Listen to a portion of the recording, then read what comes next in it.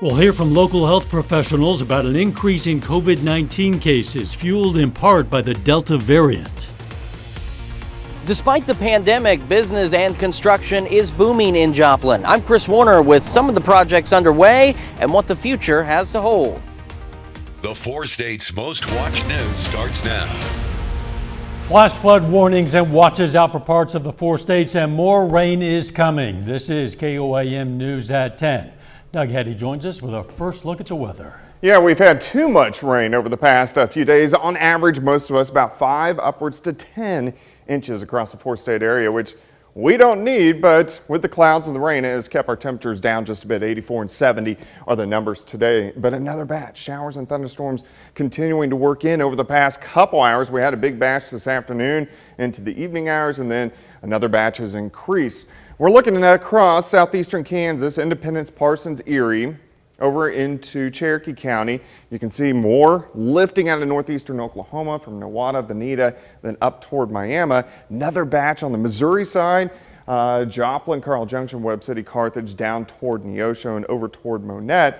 Again, none of these are too strong or severe, but we've had too much rain. That's why we got the flash flood warnings, flash flood watches, which are in effect and really are going to stay intact at least over the next couple days. This band's going to lift north. We may get a few additional ones a little bit later on tonight, but we are going to start to dry out at least a little bit over the next 12 hours, but then more rain after that. So we'll be discussing that here in just a bit. Okay, Doug, thanks.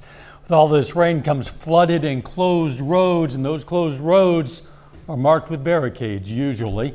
Local law enforcement wants to remind you, do not move or go around those barricades. Not only is it unsafe, it could result in a citation. Starting today, Oklahomans returning to the workforce can apply to receive a $1,200 back-to-work incentive. It's available to anyone who returns to work and works at least 32 hours a week for 6 weeks. Extra federal unemployment benefits ended this week in Oklahoma. The CDC says Oklahoma is last in the nation when it comes to testing for COVID variants. The report has some health officials concerned as the state's daily COVID-19 cases have jumped more than 100% just since the beginning of this month. Officials say part of the reason is that they only test for variants when there's a large outbreak of cases. Health officials say the best way to protect yourself from variants is to get vaccinated. Southwest Missouri is seeing a spike in COVID-19 cases. Experts say current hospitalization numbers resemble what they saw during their first surge last fall. This increase in numbers started in early June, and with the 4th of July coming, they recommend smaller sized gatherings. They also recommend anyone attending any 4th of July festivities to take some extra precautions. I think we still have to remain cautious. I believe that people that are not vaccinated, it is still to their advantage to mask and social distance and do hand hygiene. Stokes is particularly concerned about the highly contagious Delta variant present in the area.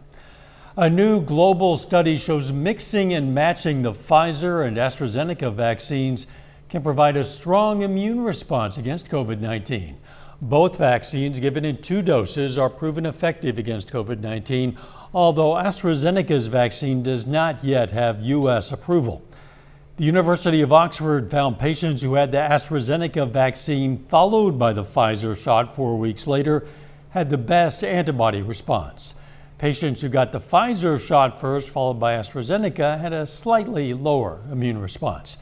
The study has not been published or peer-reviewed, but it may give health officials the option of mixing the vaccine doses when necessary. An Austrian study has found social distancing and remote learning have led to higher incidences of depression in high school students.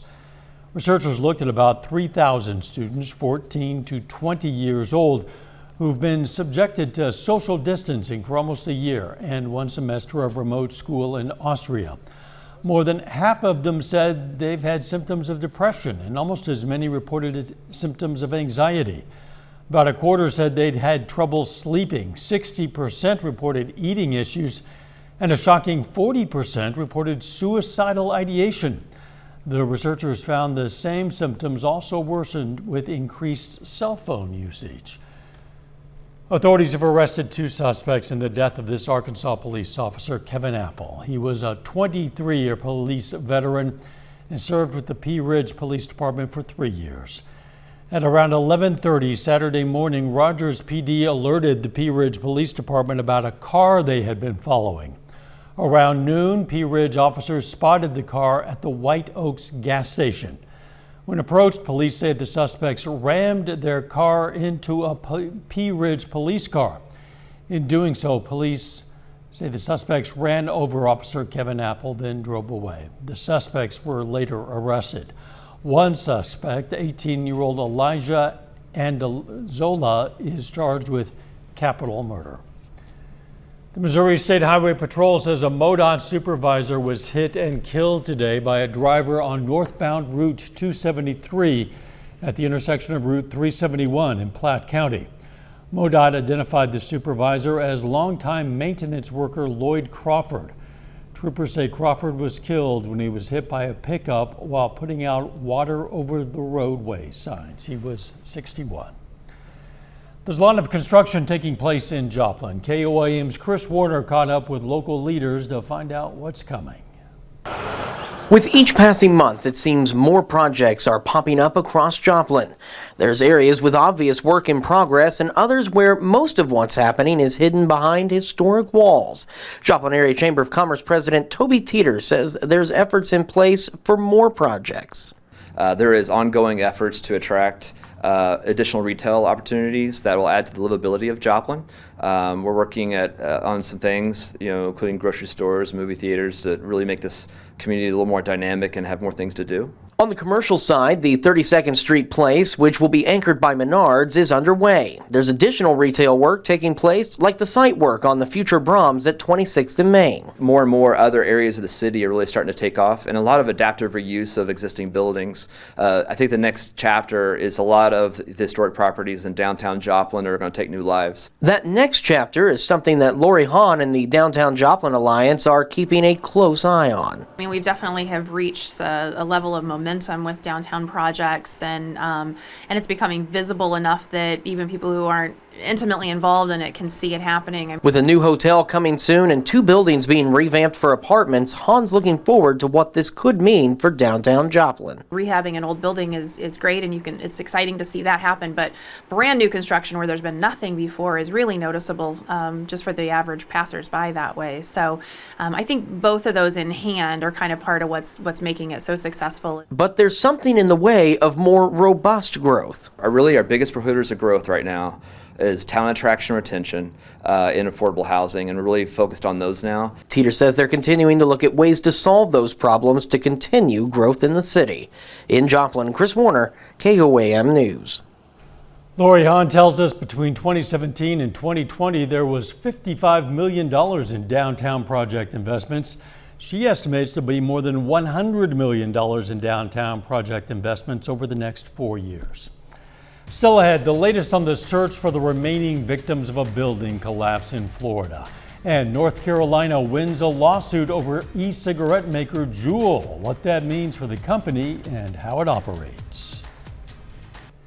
Tonight, the death toll has risen to 11 in the condominium building collapse in Surfside, Florida. At least 150 people are still unaccounted for. Still, families are holding on to hope their loved ones will be found alive. Special teams from Israel and Mexico have joined the search as the investigation continues as to why that building collapsed. Mark Strassman has the latest now from Surfside, Florida. Around the clock, the frantic search for survivors goes on at the site of the collapsed condo building in Surfside, Florida. We have people waiting and waiting and waiting for news. That is excruciating. Crews remove concrete rubble, one bucket load after another. Along with the heavy equipment, they're searching with sonar and tunneling beneath the surface.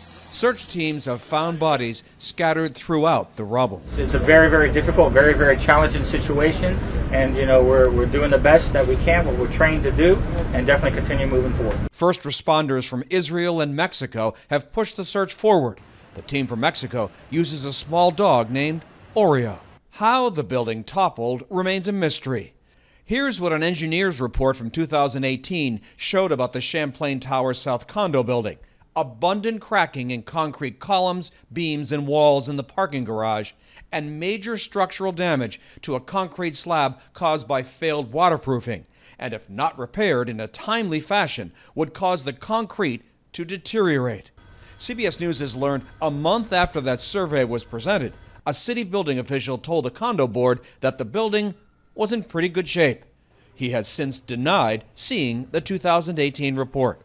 But as rescuers race the clock, 5 days in, relatives like Mike Noriega refuse to give up hope. His 92-year-old grandmother, Hilda, is among the missing. God is not a God that did miracles in old biblical days, but that he still does them today. And so until this is over, we're going to keep our faith as high as possible. Faith and hope are what they have left. Mark Strassman, CBS News, Surfside, Florida. The building collapsed just a few days before condo owners were to start making sizable payments toward more than $9 million in repairs that have been recommended in that report. President Biden has walked back comments that put the infrastructure deal in jeopardy. The president had said he would not sign the infrastructure bill unless Congress also passes his Americans' Families Plan. It would fund what he calls human infrastructure, Democratic priorities like childcare, free community college, and green energy. But that does not have bipartisan support. The president now says he will stick with his word and sign the bill. A test cruise that was scheduled for tomorrow on Disney Cruise Line has been postponed. The cruise was set to take sail from Port Canaveral, but Disney says some inconsistent COVID-19 test results caused them to delay the launch. All U.S. cruises came to a halt last year after an order from the Centers for Disease Control and Prevention due to the COVID-19 pandemic. The Space Coast Office of Tourism says the Port Canaveral area has lost roughly $265 million since the pandemic started. State of North Carolina won a major victory against e-cigarette maker Juul in court today. Juul will have to pay out $40 million and change its business practices as a result of State Attorney General Josh Stein's lawsuit. North Carolina is the first state in the nation to bring a lawsuit against Juul for advertising its nicotine products to minors. From now on, Juul will have to use a barcode age verification system similar to how alcohol is sold, so minors can't buy their vaping products. Juul is also banned from selling flavors that appeal to teenagers like mint or mango without authorization from the FDA. The e-cigarette maker must also stop all marketing strategies that are designed to appeal to underage consumers. Money from the settlement will be used to help youth addicted to vaping and will be spread over 6 years. The state is also suing 8 other e-cigarette companies, but the Juul case is the first to go before a judge. Later, more honors for Missouri Southern pitcher Zach Parrish after a dominant season. The flash flood threat's going to be sticking around as we go through the next few days as well. We're going to look at that coming up.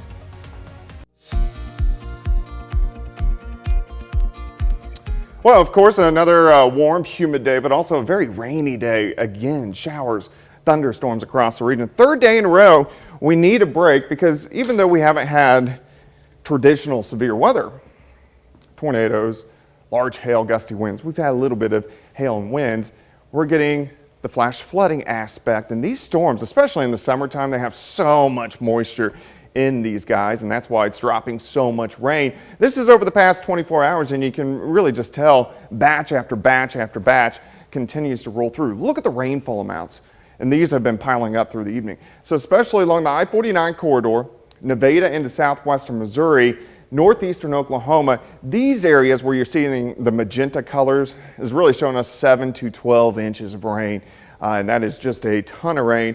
And then still, even on the Kansas side, most areas are kind of in that 3 to 6, 3 to 7 inch rain.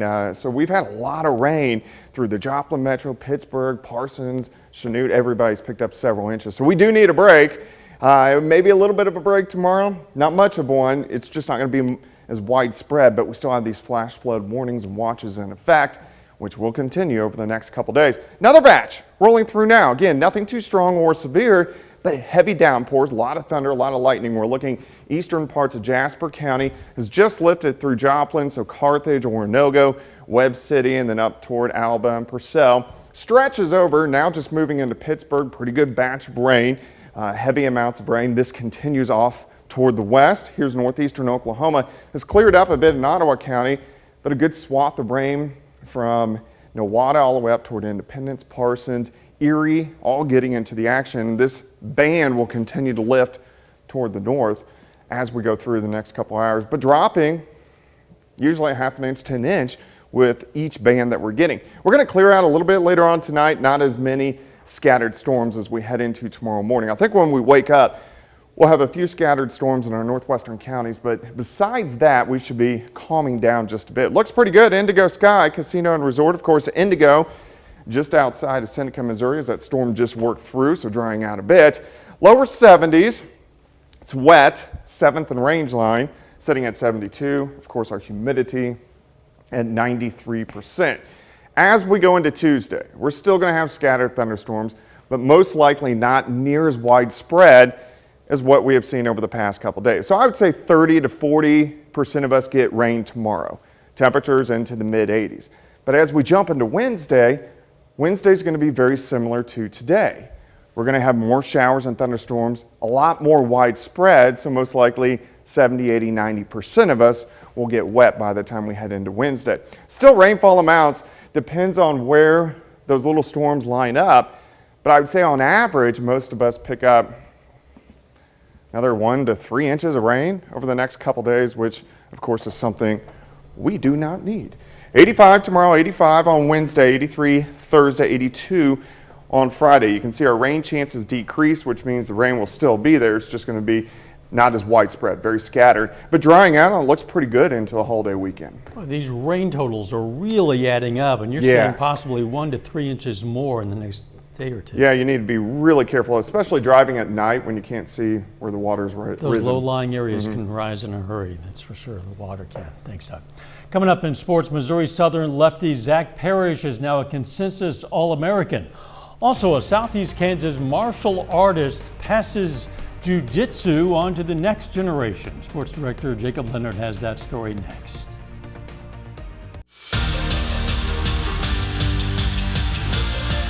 Missouri Southern Zach Parrish is now a consensus All-American and the consensus Division II Pitcher of the Year.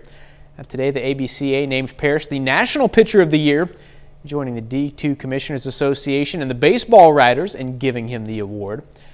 Now, this season for Southern, Parrish was 11-1 overall with a 1.21 ERA. He became the Division II all-time leader in strikeouts, getting 136 on the year to finish his college career with 488. Well, both the Kansas City Royals and St. Louis Cardinals are on the field tonight. The Royals are in Boston for a 4-game series against the Red Sox in their final stop of a 10-game road trip.